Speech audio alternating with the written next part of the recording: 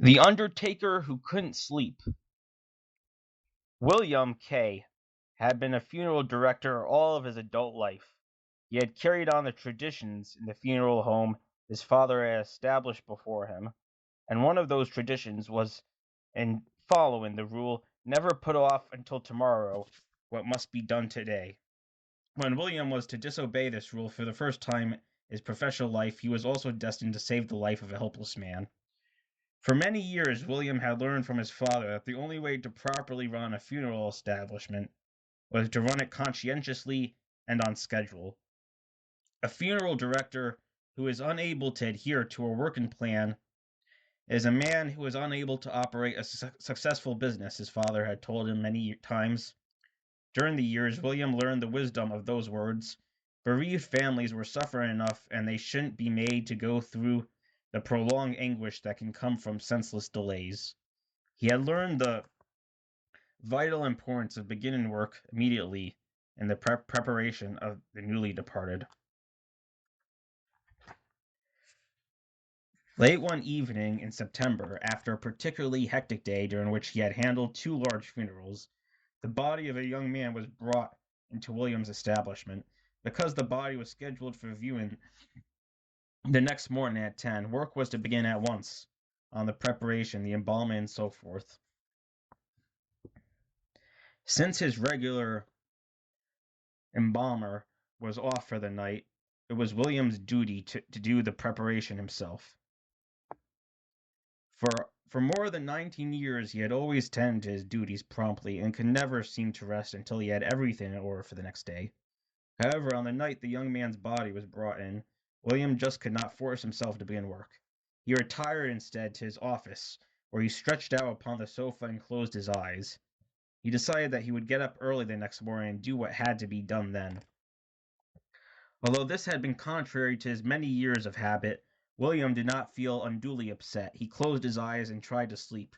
But as wary as he had been before, something now prevented sleep from shrouding his consciousness.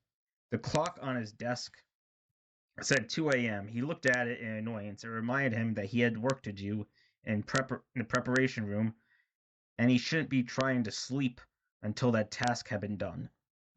Still, he could not force himself to get up and go to work. Something was making him uneasy, and he had no way of knowing what it was. After a long while, he managed to relax and doze off.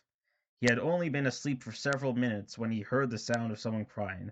William, who had been inured to the sound of weeping, found himself unable to stand it now. It seemed to be all around him, creeping into his very consciousness.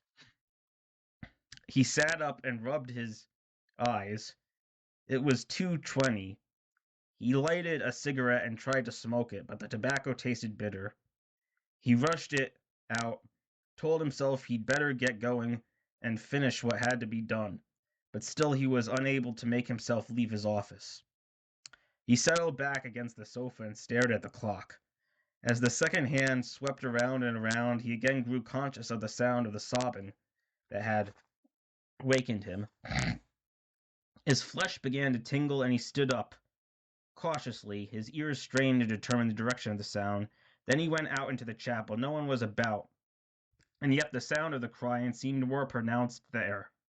With trepidation, not daring to guess what he would find, he gingerly went into this preparation room where the young man's body reposed on a slab covered with a sheet. William stood rooted to the spot. The sound of the weeping was coming directly from the deceased. With trembling hands, he turned back the sheet and stared down at the still features of the dead man. At that instant, the sound of the weeping ceased.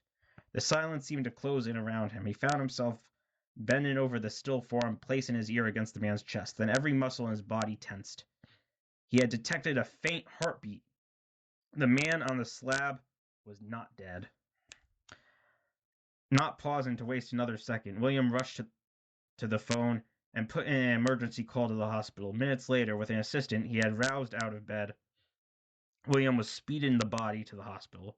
When he pulled up, the doctors were waiting. 20 minutes later, the man's eyes were opened, and he was staring gratefully at William. If you would have begun embalming this man, the doctor told him, you would have killed him certainly. Although he had been pronounced dead by a competent physician who had examined him thoroughly. Sometimes these rare cataleptic strokes are frequently impossible to detect. The chances of a thing like this happening again are 1 in 10 million. And who knows what the odds really are of something like this happening again?